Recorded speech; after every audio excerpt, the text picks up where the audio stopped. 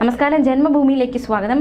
ലോക്സഭാ തെരഞ്ഞെടുപ്പിന്റെ പരസ്യ പ്രചാരണം അവസാനിക്കാൻ ദിവസങ്ങൾ മാത്രം ബാക്കി. കേരളം പോളിംഗ് ബൂത്തിലേക്ക് പോകാനും ഇനി ദിവസങ്ങൾ മാത്രം ബാക്കിയാണ്. അതിനിടെ പര്യടനം സജീവമാക്കിയിരിക്കുകയാണ് സ്ഥാനാർത്ഥികൾ. നമ്മളിപ്പോൾ നോക്കാൻ പോകുന്നത് കണ്ണൂർ ലോക്സഭാ മണ്ഡലം NDA സ്ഥാനാർത്ഥി സി രഘുനാഥിന്റെ പര്യടനം എങ്ങനെയാണ്, അതിന്റെ വിശദാംശങ്ങളാണ്. മുഖ്യമന്ത്രി പിണറായി വിജയന്റെ മണ്ഡലത്തിൽ പര്യടനം നടത്തിയിരിക്കുകയാണ് രഘുനാഥ്.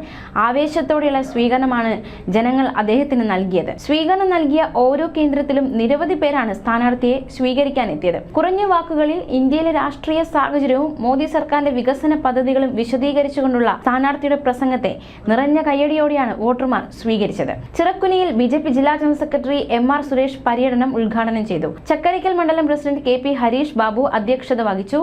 BJP ജില്ലാ vice president PR Rajan, Ramesh Manikoth, RK Giridharan, A Anilkumar തുടങ്ങിയവർ സംബന്ധിച്ചു. ധർമ്മടം മണ്ഡലം പ്രസിഡന്റ് അഭിലാഷ് വേലാണ്ടി സ്വാഗതവും ഷംജിത്ത് നന്ദിയും അറിയിച്ചു. കോൺഗ്രസ് നേതാവും കണ്ണൂർ DCC സെക്രട്ടറിയുമായിരുന്നു സി രഘുനാഥ്. അദ്ദേഹം BJPയിലേക്ക് ചേക്കേറുകയായിരുന്നു. ധർമ്മടം മണ്ഡലത്തിൽ മുഖ്യമന്ത്രി പിണറായി വിജയനെതിരെ മത്സരിച്ച രഘുനാഥ് കോൺഗ്രസ് നേതൃത്വത്തിന്റെ ഭാഗത്തു നിന്ന് അവഗണന നേരിടേണ്ടി വന്നുവെന്ന് ചൂണ്ടിക്കാട്ടിയാണ് BJPയിലേക്ക് ചേക്കേറിയത്. തുടർന്ന് പഴയ കോൺഗ്രസിലേക്ക് തിരിച്ചു പോകുമെന്ന സംശയങ്ങൾ നിലനിൽക്കുന്നതിനിടെയാണ് BJPയിലേക്ക് അദ്ദേഹം ചേക്കേറിയത്. KPCC അധ്യക്ഷൻ K സുധാകരന്റെ അടുത്ത അനുയായിയായിരുന്ന രഘുനാഥ് 5 പതിറ്റാണ്ട് നീണ്ട കോൺഗ്രസ് ബന്ധം അവസാനിപ്പിച്ചാണ് BJPയിൽ ചേർന്നത്. ഇപ്പോൾ ഇതാ അദ്ദേഹം കണ്ണൂർ ലോക്സഭാ മണ്ഡലത്തിൽ, അതായത് മുഖ്യന്റെ തട്ടകത്തിൽ സ്ഥാനാർത്ഥിയായി NDAയുടെ സ്ഥാനാർത്ഥിയായി മത്സരിക്കുന്നു. ജയം ആർക്കൊപ്പം? ഇനി അതറിയാൻ ദിവസങ്ങൾ മാത്രം ബാക്കി.